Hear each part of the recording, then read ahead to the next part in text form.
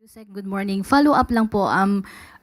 Ilang mga mamabatas po kasi nananawagan na kay Pangulong Marcos na sertipikahan na po daw urgent ang wage hike bill. Ano po ang reaksyon ng Malacanang sa panawagan na sertipikahan po na urgent ang wage hike bill? Opo, ganito po yan. Kailangan po natin lahat alamin. Ito po'y ayon din sa Pangulo, lahat ng stakeholders. Dapat po makausap, malaman ano po yung maaaring magandang idulot, positibo, negatibo. So lahat po ng stakeholders kailangan kausapin kung kakayanin din po ba ng mga employers at kung ano yung nararapat sa mga manggagawa.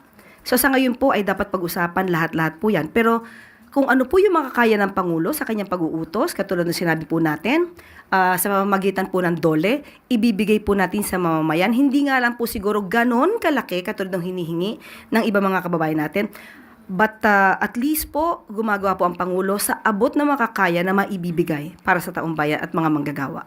Lastly po, Yusek, ang labor group po ay nananawagan din na ng parang meeting with the President. Bukas po ba ang Malacanang na makipag-usap sa mga labor groups? Thank you. Ang Pangulo po ay laging bukas sa anuman pong diskusyon para po sa ikabubuti ng mga manggagawa.